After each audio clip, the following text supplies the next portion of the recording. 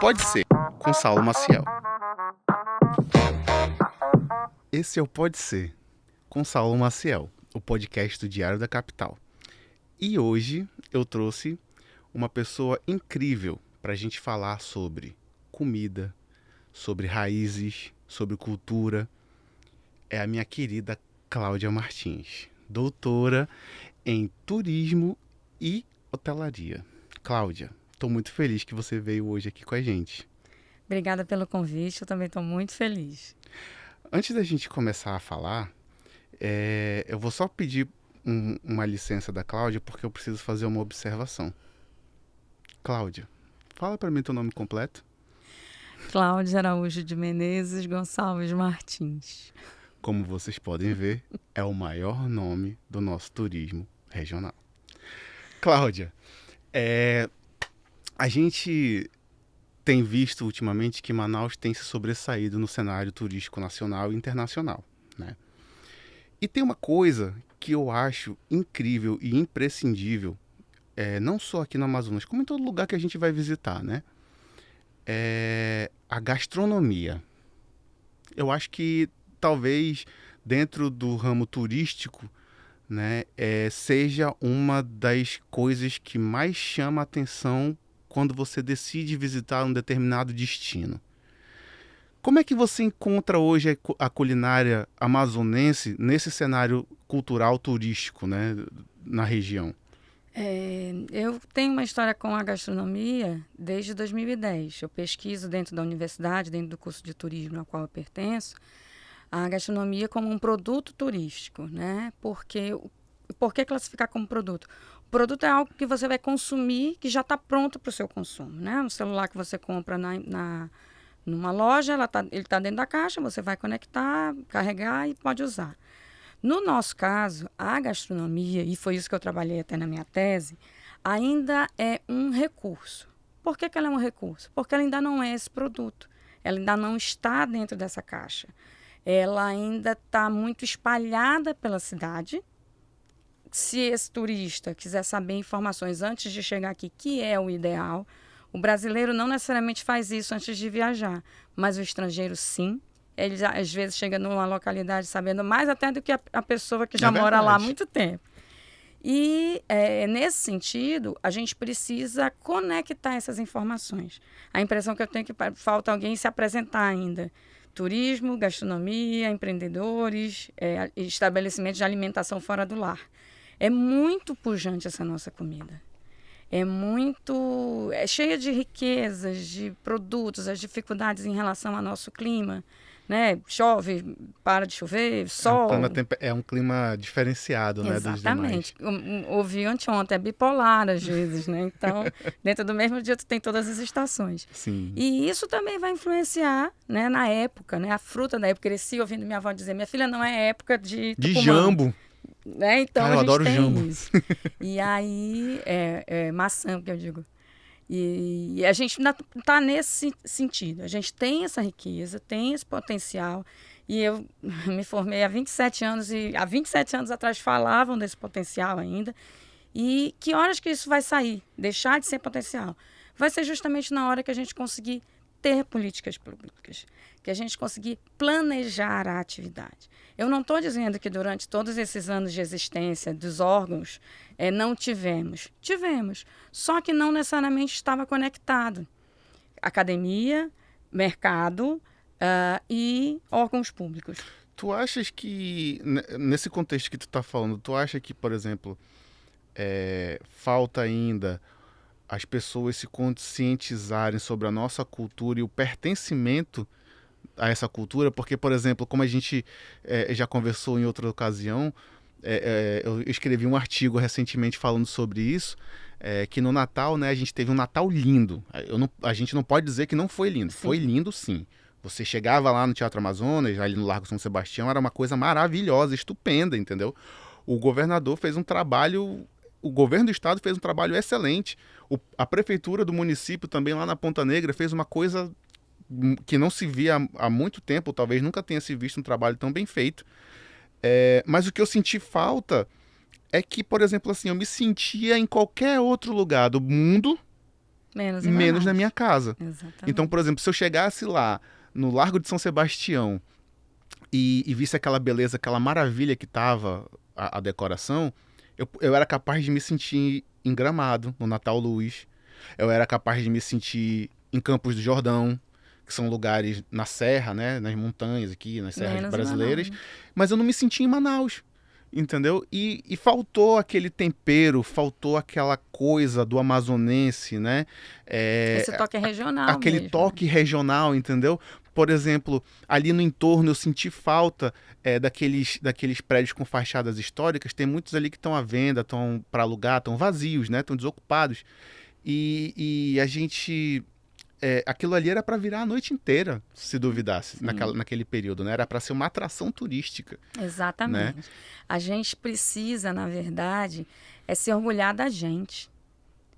Eu tenho tanto orgulho de falar chiando, tanto orgulho quando diz, tu é de Manaus? Sou de Manaus. Tu não é do Rio? Não, não, sou de Manaus. Entendeu? Assim, pegou o chiado? Pois é. E isso eu vi muito quando eu fui estudar lá no Ceará, fazer o mestrado em 2001, que eu dizia, bom, a gente não tem sotaque. E aí, alguma atividade lá da aula, eu fui ler, aí uma colega do mestrado disse, já vai chiar. Aí eu disse, chiar? E quando vocês estão falando oxe, vocês estão fazendo o quê? Assobiando? Tá chiando tanto quanto. E querendo ou não, tem muito nordestino aqui também, né? Então a gente precisa se orgulhar dessa miscigenação, se apropriar, ter esse pertencimento que você falou, mas não é só a gente grande, não posso nem dizer que eu sou grande, né? Tem que vir desde mas criança, desde né? pequenininho. Educação de base. Eu tenho, às vezes, aluno que chega na minha sala de aula que nunca entrou no teatro, que nunca foi ao Bosque da Ciência, que não sabe nem o que é o Museu de Manaus. Como não assim? consegue nem o museu, não conhece nem o Museu da Cidade lá no Paço, né? Então, e aí eu faço minha tarefa de casa com os meus meninos, meus curumins sabem. Sabem o que é o teatro, já foram. Aí eu ainda tenho que ouvir, professora, mas é seu filho. Sim, é meu filho, mas meu pai me levou também quando era pequena. Né? Então, muitas das vezes, a gente não tem esse orgulho da cidade. O prefeito não limpa, o governador não está mandando... E tu? Tu estás jogando o teu lixo no lugar? Né? Então, assim, não é o outro, é você. Tem que partir de você também nesse sentido. E aí, essa nossa cultura acaba sendo meio que descaracterizada. Né? Então, isso me incomoda muito nesse sentido. Como é que o turista ele vem atrás da cultura do lugar? Ele não quer a mesma coisa, como você falou da foto. Né? Se tu tirasse a foto ali, não tendo o Teatro do Amazonas no fundo, tu podia dizer que tu estavas em qualquer lugar. Sim. Né? Então, a partir do momento que você tem orgulho disso, faz por onde... e aí eu tive a experiência, até no doutorado, da gastronomia, eu tive que fazer, mesmo sendo professora e tal, eu tive que fazer o estágio doutoral e eu escolhi ir no curso de gastronomia. E aí era a culinária do norte. Poxa, chegar lá, tá em casa, né? Patinho no Tucupi. Só tinha até Belém. Aí eu olhei para a professora, que era até Cláudia também, Cláudia Pofo, e disse, professora, a senhora só chegou até Belém, a senhora não chegou em Manaus. Como assim, Cláudia? Essas receitas aqui tem, né? O pato no tucupi tem, mas o tacacá deles é diferente, tá? Ela disse, então tu vais fazer uma, o que tu queres fazer? Eu disse, bom, x-caboquinho. Nunca tinha descascado um tucumã, dei aula de descascar tucumã e tudo. E foi um sucesso, fez fila. Inclusive teve um europeu aí que teve que recentemente aqui... Australiano, né? Um australiano. Caboquinho é vida. Ficou alucinado pelo X-Caboquinho. Hoje ele tá, acho que, em Roraima. Parece que estava em Roraima. Mas é uma coisa que realmente tem a nossa cara, né? O nosso jeito. De alguém de fora... Precisar vir alguém de fora para dizer, olha como é boa a comida de vocês. Cara, isso que tu tá tocando num ponto que é muito interessante. Tem uma história, um caso de um amigo meu. Ele é muito querido. Ele mora em São Paulo. Ele é paulista, ele mora em São Paulo. E ele sempre veio para cá a trabalho. Ele conheceu Manaus a trabalho. Depois, uma vez, ele veio de férias. Foi aí que ele conheceu Manaus de férias. Porque aí eu falei pra ele, olha, tu vai pro hotel tal, visita, né, um hotel de selva, etc, etc. Mas aí, até ele vir de férias, ele já conhecia boa parte dos restaurantes locais. E ele gostava muito de um restaurante específico que abriu uma casa em São Paulo. Até sem comer. Sim, se você é de Manaus, você sabe de quem eu tô falando. E aí, o que aconteceu? Ele me ligou, Saulo, o restaurante abriu aqui. Lá, eu tô muito feliz. Vou lá, vou comer meu prato favorito, etc, etc. Aí eu, tá bom, vai lá e me avisa pra eu saber como é que tá indo aí e tal. Tá bom. Aí passou-se o tempo, né? Um bom tempo depois. Aí eu falei com. Eu estive em São Paulo. A gente saiu pra jantar. E eu tenho essa prática, né? Quando eu vou viajar para algum lugar, eu tento pesquisar ao máximo a culinária local, porque eu gosto de experimentar coisas novas e eu acho legal, eu acho interessante. Você aprende também sobre a história do lugar através da comida, Sim. né? A comida diz que lugar é aquele. E aí a gente tava. Mas eu tinha ido também a trabalho e tal, então saímos pra jantar e eu falei, e aí, cara, tu foste lá? Aí ele falou assim, cara, fui. Tô triste. Por quê? Não, cheguei lá, né? Cheio de mim. Sentei na mesa, chamei o maître e falei, quero prato, não preciso de cardápio, vou pedir o prato tal. Aí o maître parou, olhou pra ele assim e falou, bom, a gente não tem esse prato aqui. Ele, pô, como não? É o prato Chefe lá em Manaus, pô, como é que não tem aqui? Aí ele falou assim, não, é que quando a gente abriu aqui, o chefe, os donos do restaurante optaram por adaptar os pratos para o paladar daqui.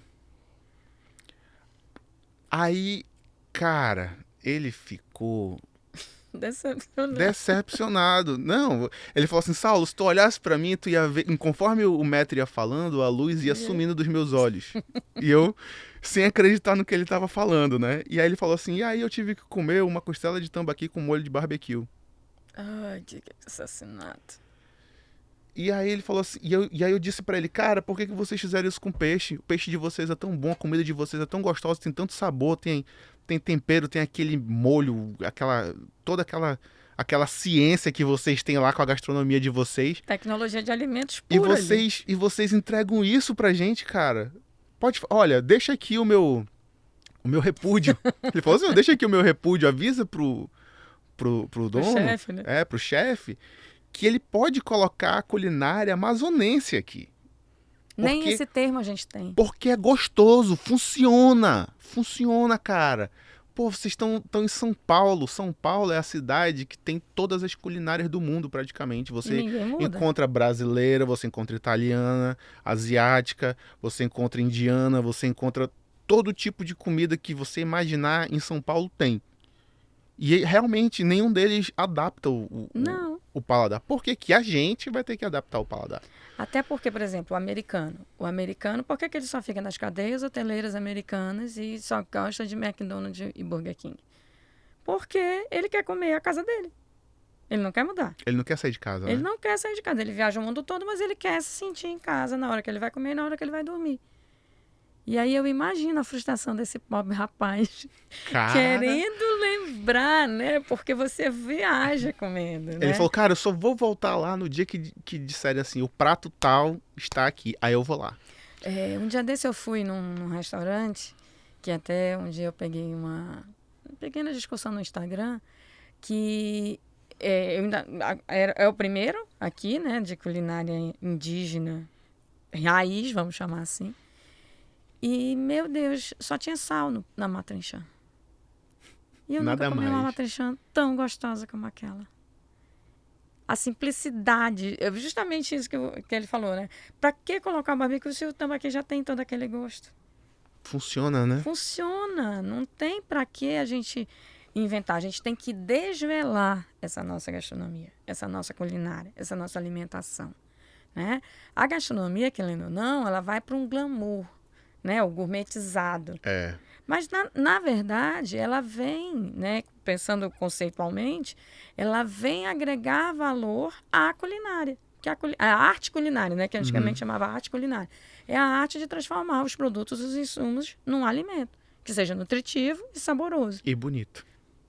você come com os olhos, né? É a primeira coisa, né? Se O você tacacá, olhou... então assim, eu lembro numa época que teve uma polêmica que não tinha cuia, aí estavam servindo num bolzinho, né, de vidro, numa vasilha.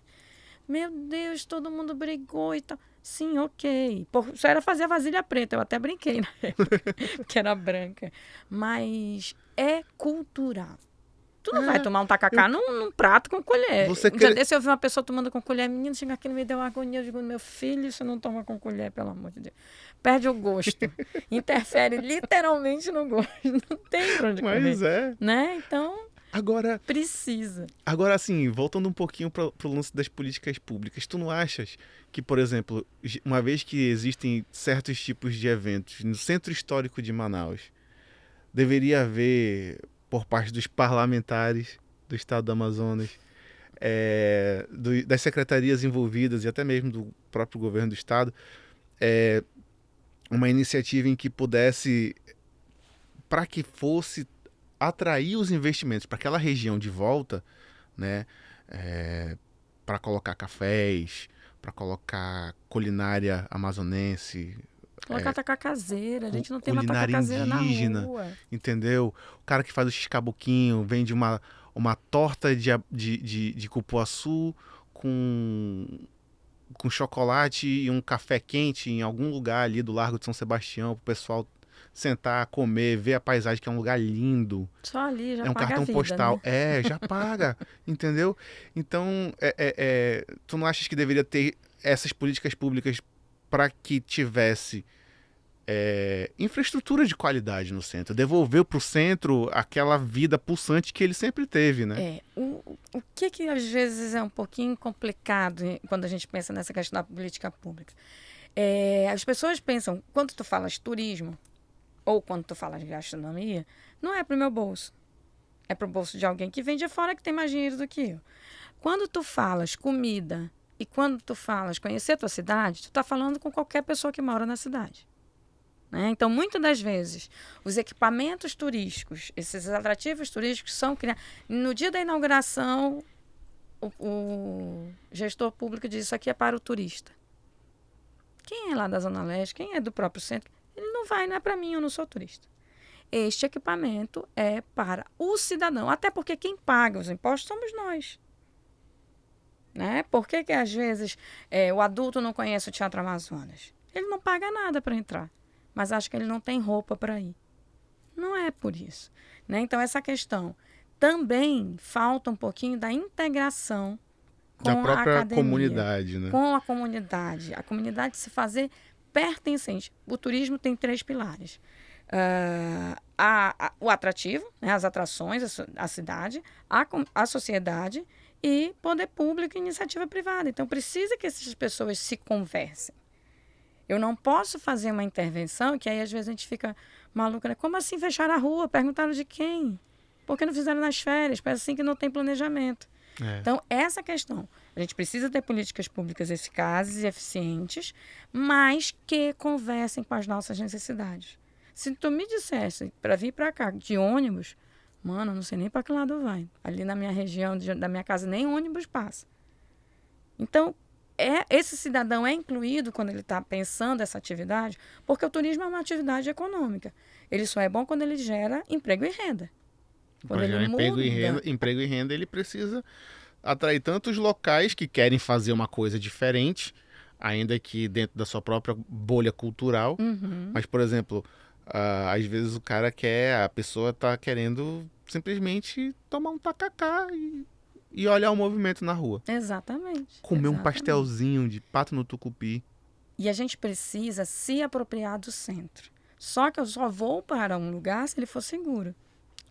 Né? A gente ali, aquele centrão histórico, aquele núcleo duro ali, quase não tem moradias. Eu acabei de fazer um trabalho com os meus alunos de planejamento e organização do turismo da Monsenhor Coutinho e da 7 de setembro, para fazer o levantamento de todos os casarões, de todos os imóveis que estão ali abandonados, que poderiam ser várias coisas. E teve ideias maravilhosas em relação a galerias, a cafés, a vários... restaurantes. Por exemplo, um que eu fiquei louca, apaixonada, foi o prédio do Baza, na Avenida 7 de Setembro, que é um crime estar daquele jeito. É verdade. Ser o Museu da Gastronomia Amazonense. Imagina, eu até me arrepio, um prédio do Severiano Mário Porto, que está fechado. Graças a Deus não foi vandalizado ainda. Nem A gente invadido. olha assim pelo vidro, está lá, está intacto. Bonitinho. Né? E por que não? O próprio prédio onde foi a Câmara Municipal tá a coisa mais linda aquele. É um centro de referência de arqueologia, se eu não me engano o nome. É a coisa mais linda, os azulejos lá dentro, tá tudo preservado. Agora tem que ser aberto. A gente precisa Tem que colocar consumir. as pessoas para visitar. A gente só consegue ter essa revitalização se as pessoas se apropriarem do lugar. Abrir para excursões escolares. E os centros históricos, na grande maioria das cidades, é o coração do lugar. E às vezes a gente vê o nosso um pouquinho, mas aí não é só o poder público. É nós também, cidadãos, nos apropriarmos dele. Temos que fazer o nosso movimento de Exatamente, desbravar esse... Exatamente. Agora, sobre políticas públicas, tem muita coisa que a gente precisa fazer. Né? E assim, eu quando penso em alguma coisa, eu vou consultar os outros estados. Como é que eles estão fazendo? Né? Em relação à gastronomia, eu acho que foi 2021. Com a pandemia, eu fiquei meio maluca se perdendo tempo, datas. espaço-tempo. E aí, eu fui pesquisar que estados tinham a gastronomia, tinham alguma política pública de gastronomia. E aí eu descobri que o Rio de Janeiro foi pioneiro nesse sentido. Eles têm uma política pública no sentido de que a gastronomia é um marco cultural. E aí, nesse guarda-chuva desse marco cultural, entram a cozinheira, o auxiliar de cozinha, Incrível. o chefe, o pesquisador. Porque... Todo mundo faz parte dessa engrenagem, Exatamente. né? Eu, por acaso, eu sou pesquisadora, mas também gosto de cozinhar. Então, eu junto as duas coisas. Estou fazendo gastronomia também. Mas você tem esse rol. E aí isso reverberou para Minas Gerais, que, né, cozinha mineira, que eu, pelo menos, pensava que já tinha muitos anos, surgiu na pandemia. O Ceará, que é sempre, principalmente quando você fala de cultura, o Ceará dá um banho, né? É um banho. E aí a gente tem também o Pará, né? Por exemplo, Cidade Criativa da Gastronomia pela Unesco, nós temos Paraty, Florianópolis e Belém. Tem mais uma que agora eu não estou lembrando, mas e Belém. E Belém faz muito isso, né? Tem orgulho. Durante muitos anos a gente brigou, né? Porque paraense é tudo deles e tal. Mas eles têm orgulho da terra deles. E às vezes eu acho que é um pouquinho disso que falta pra gente. Né? O que é o filhote, a gente vai duelar, né? Porque na verdade não tem uma melhor. Mas tem como a gente faz, do jeito que a gente faz. E essa cultura alimentar, que aí entra todo mundo, desde o cara que está lá no Iranduba agora plantando, para depois transportar para cá. Até o cara que está sentado num restaurante maravilhoso. E eu quero saber de onde comendo. veio aquela farinha. Né? Quem foi que fez essa farinha? Como é que ela foi feita? Onde ela foi feita? Porque isso também é uma satisfação minha como cliente. Né? Poxa, eu estou ajudando o cara que está lá em Uarini. Mas será que é farinha do Uarini, mas veio do Uarini? Veio de onde? Como é que tá isso aqui? Exatamente. Eu cresci com a minha mãe viajando para qualquer lugar do mundo. Ela tinha que levar a farinha dela. Aí eu, mãe, mas por que a senhora faz isso? Se a comida não for boa, com a farinha resolve. Né? Na dúvida. Mas a gente precisa disso. O nosso baré não existe. Regente, coisa que me dava saudade quando eu não estava morando aqui. Minha nossa senhora. É vida. Baré e regente é vida. É vida. Então a gente né? agora, não sou eu, Cláudia, porque eu sou doutora. É qualquer pessoa. Sim. Somos todos nós. A senhorinha que é analfabeta, mas sabe fazer o melhor biju. Sabe? Então é nesse sentido que essa cidade precisa ser valorizada. Né? Às vezes eu vejo Manaus muito, muito maltratada. Né? Nesse sentido. Porque não é só o gestor que vai conseguir levar tudo nas costas. Cada secretário, cada funcionário, cada aluno precisa estar ali. Eu, quando começo minhas disciplinas, eu digo, olha, eu vou ficar feliz no dia que eu tiver alguém que trabalha lá no distrito sentado aqui, porque é ele que está trabalhando lá que paga o meu salário. De alguma forma, né? De alguma forma é ele.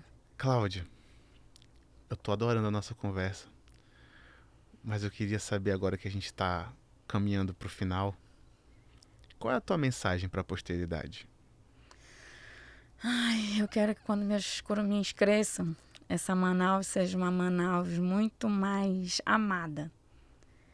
E que a nossa cultura seja reconhecida no sentido de quão valoroso todos nós somos, né? Que todos nós batalhamos para cada dia ela ser melhor, fazendo dentro de cada um, né, do nosso quadrado, mas fazendo com que ela seja realmente a lindeza que ela é. A gente precisa disso. E a gente já perdeu tempo, mas nunca é tarde para a gente resgatar isso. Então, eu espero que quando eu morrer, Manaus seja bem mais valorizada. E aí isso depende de mim, na minha sala de aula, dos meninos trabalhando, né, reverberando isso tudo.